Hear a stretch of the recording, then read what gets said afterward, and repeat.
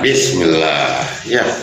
Oke, Gus Saleh, kita berbicara mengenai historikal ya. Kita berbicara mengenai historikal Muhammad ya. Oke. Saya pernah membaca sebuah buku yang berjudul Sirah Nabawiyah. Pada waktu itu Muhammad katanya sedang berbaring di pembaringan. Lalu tiba-tiba atap rumahnya itu terbuka dan datanglah dari situ malaikat membawa kepada Muhammad nampan emas yang berisi iman dan kebajikan katanya.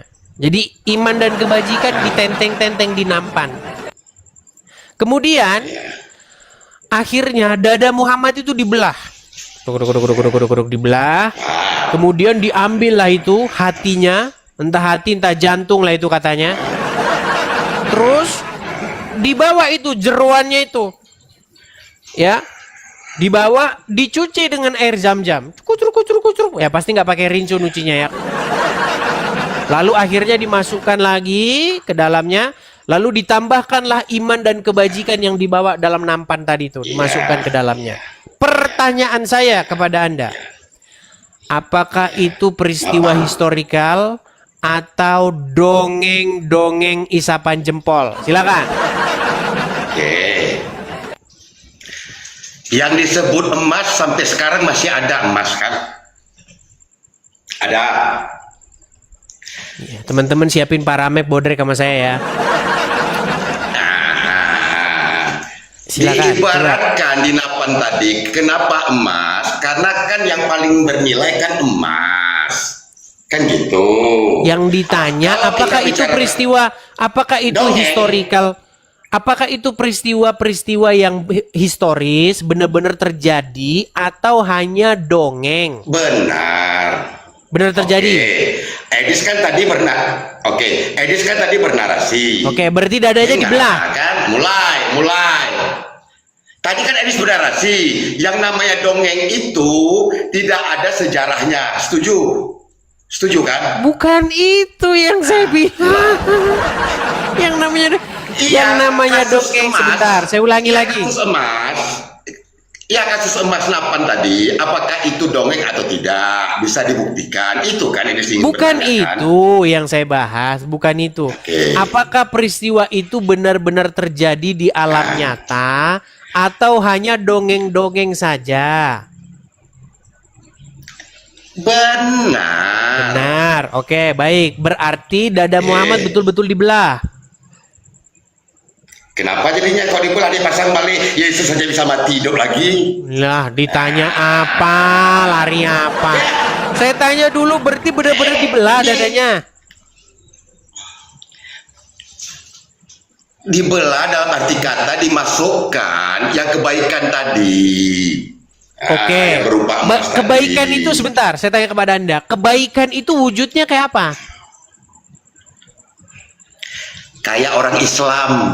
Kejahatan tuh kayak hotel. Gus, pelan-pelan ya. Sebentar, kita ngomong serius nih. Gini Gus, sebentar. Tutup botol, tutup aqua, ada fisiknya, betul? Kebajikan, saya tanya kepada Anda, kebajikan itu ada fisiknya nggak? Tidak. Oke, lalu bagaimana perlakuan? Tenang dulu Gus, tenang. Lalu bagaimana? Amang tahe aguy ya. Dengar dulu, dengar. Tutup botol ada fisiknya.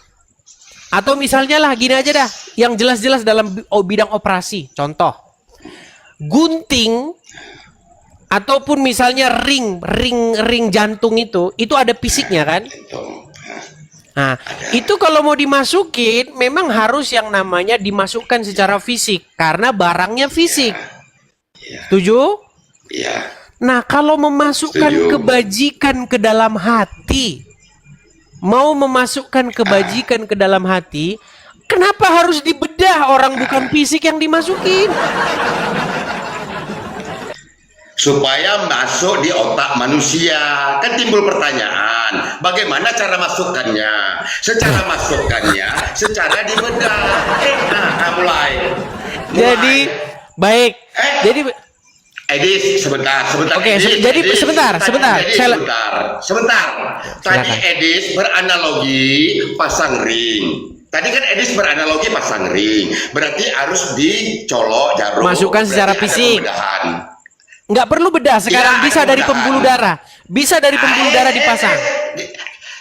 Ya, istilahnya bedah. Walaupun dicolokkan Iya. sedikit itu bedah. Fisik, ya fisik. Iya kan? Oke, ya. Fisik Ya. bedah. Oke. Caranya kan tetap dibedah kan. Oke. Jadi, dalam kebajikan yang di Edis tadi gambarkan, kan dibedah Nabi Muhammad cara masuknya. Edis mau tanya cara bedahnya kayak mana? Enggak, saya nggak Gitu. tanya cara bedahnya. Artinya memasukkan kebajikan ke dalam hati seseorang, maka dibedah dulu dadanya, dimasukkan ke dalam hatinya. Kalau secara fisik Edis ingin begitu, ya begitu caranya. Tapi kan ini kebajikan. Kebajikan itu kan perlakuan kita tentang kebaikan. Itu kan bisa dengan kita perkataan. Edis, sudah kita bicara agama sekarang lah. Ya sebentar. Secara. Baik. Udah, Sebentar, tenang. Berarti besok teman-teman kita cari rumah sakit Islam. Datang ke rumah sakit Islam bilang, ada keluhan apa Pak? Saya ini ingin hati saya penuh dengan kebajikan. Terus saya harus dioperasi dulu, dioperasi. Bagaimana mungkin memasukkan Edis. sesuatu, tenang dulu. Edis. Kan tadi Anda udah ngomong, Edis. gantian saya betul? Dengar, bedah buku atau bedah buku harus Gantian dioperasi. saya dulu Bedah ngomong, buku. Gus. Tenang, Gus. Ya, Tenang. kalau bedah buku. Tenang. Gus, bisa saya bicara? Kata bedah Edis. Kenapa kau gelagapan Kata ini, bedah. Gus? Gus, kenapa kau gelagapan? Kata Tenang, bedah. Gun Saleh. Bisa Kata gantian saya bedah. bicara? Sebentar. Gun Saleh. Dari Tadi kan Edis Anda udah bicara. Boleh Sebentar, gantian saya bicara? sebentar, aku Takut mereka teman-teman, ketakutan boleh, dia aku kalau clearkan. bicara. Bisa saya Kata bicara? bedah. Bisa saya Kata- bicara? Sedikit aja, habis itu diam. Kata bedah tidak konotasinya hanya ke medis, bisa bedah buku. Yes. Udah. Bisa ditanggapi? Siap. Baik. Bedah buku, kan kena pelanggaran lagi kan. Aduh, Kenapa? Mana ini? Kenapa? Aman. Kau pelanggaran itulah ditombak-tombak. Janganlah ditombak-tombak. Santai, Bos. Begini, Gun Iya, Saleh. lanjut. Bedah buku itu beda dengan bedah dada. Kalau bedah buku, bukunya dibuka. Kalau bedah dada, dadanya yang dibuka, didedel. Nah, makanya Pandi, begini yang saya sudah tanyakan pandi. kepada Anda. Saya belum selesai ngomong, Anda kok udah gelagapan begitu sih? Jangan gelagapan. Berarti bedah itu tidak mesti ke medis kan? Bisa juga ke fisik bedah buku kan? Oke, Bisa, kan? yang kita bahas kan bedah dadanya Muhammad. Bus, alah, gak usah deh. Pus, udah apa lagi? Oke, kalau bedah dadanya Muhammad itu dadanya betul-betul nggak didedel nggak, dibelah nggak? Seperti bedah buku. Dibuka Seperti bedah lagi. buku, terus gimana ngeluarin dicuci air jam-jamnya? Bentar. Udah pokoknya Udah, sebentar. terjawab tadi. Peristiwa Bedah itu tidak pembedahan mesti medis. dada Nabi Tidak Muhammad. mesti medis. Aduh. Oh, nggak pasti. Ini betul-betul dibedah loh, didedel dadanya loh. Baik, saya bacakan. Bedel nih ya, bedel. Lo iya dibelah betul lah. Gimana? Baik, saya bacakan. Bedah buku. Nang, sabar. Perhatikan. Pembedahan dada Nabi ini beda dengan pembedahan buku. Masa bedah buku? Perhatikan. Pembedahan dada Nabi Shallallahu Alaihi Wasallam. Ketika Rasulullah Shallallahu Alaihi Wasallam sedang menggembalakan kambing. Nah, kemarin tidur, sekarang menggembalakan kambing. Nah, menggembalakan kambing milik keluarga. tenang, Halimah binti Abu Zuhaib dan seterusnya. Halimah. Tiba-tiba Rasulullah SAW didatangi dua malaikat. Lalu keduanya membelah dada Nabi SAW, mengeluarkan bagian yang kotor dari hatinya. Ya. Peristiwa ini Ya. telah dijelaskan oleh Anas bin Malik dalam kitab hadis Sahih Ya. yang diriwayatkan Ya. oleh Imam Muslim. Perhatikan. Betul. Ketika aku sedang berada di belakang rumah bersama saudaraku menggembalakan anak kambing, tiba-tiba aku didatangi dua orang laki-laki. Mereka mengenakan baju putih dengan membawa baskom yang terbuat dari emas penuh dengan es. Kedua orang itu menangkapku, lalu membedah perutku. Keduanya mengeluarkan hatiku dan membedahnya. Lalu mereka mengeluarkan gumpalan hitam. Berarti betul-betul dibelah, betul? Edis, yang orang operasi tumor kan dibuang yang gumpalan hitam kan, habis itu ditaruh lagi hidup lagi kan. Berarti dibelah betulan, Udahlah. setuju? Iya.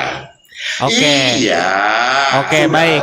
Lalu mereka mengeluarkan gumpalan hitam darinya dan membuangnya.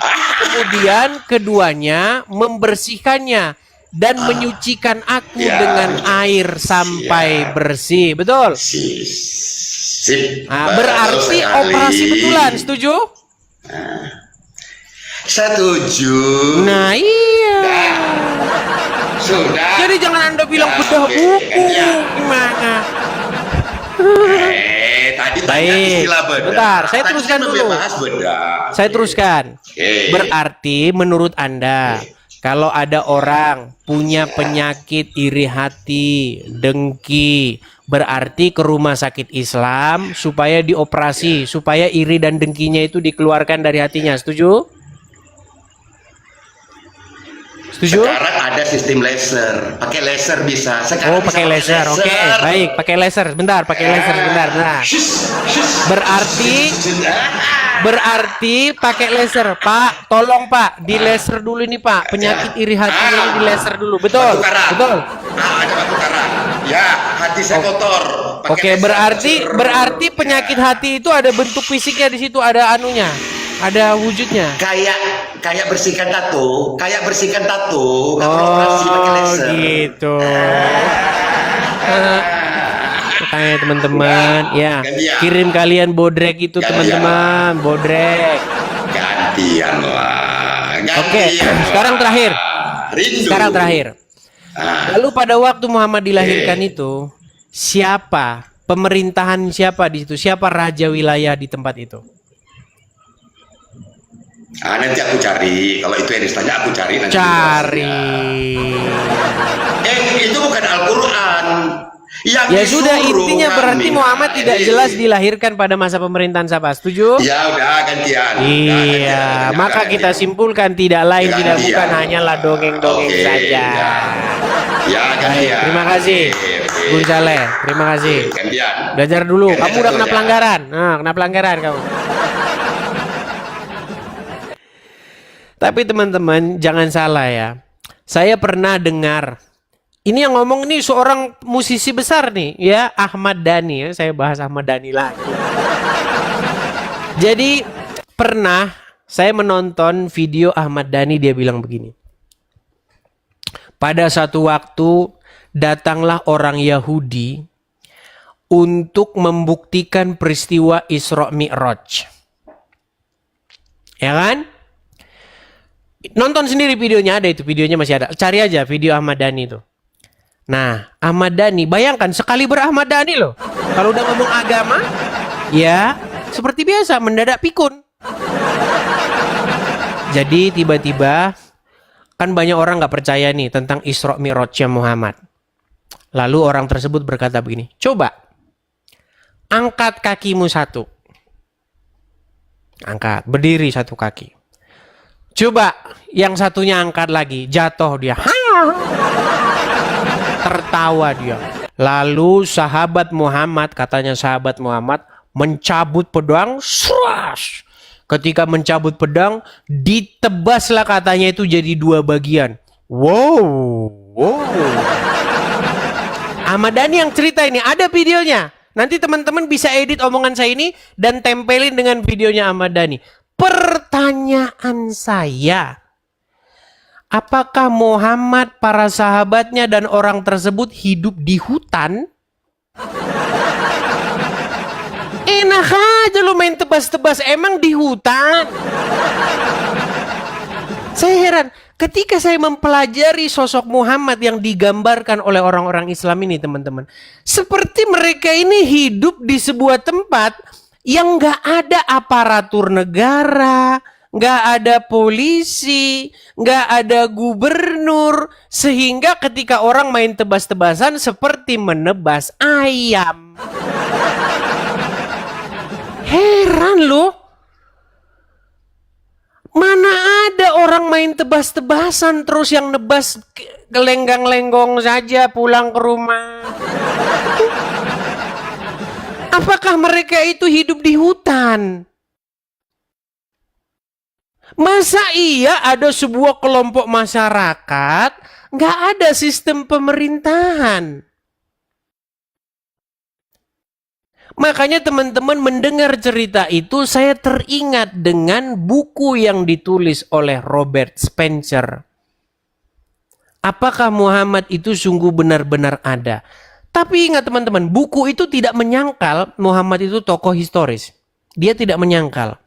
Dia hanya berkata begini, sesungguhnya Muhammad yang disajikan oleh umat-umat Islam itu lebih mirip seperti Muhammad yang legenda ketimbang Muhammad yang historis.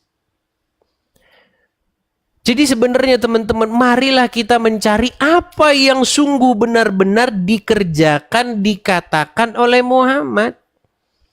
Itu yang benar-benar kita cari.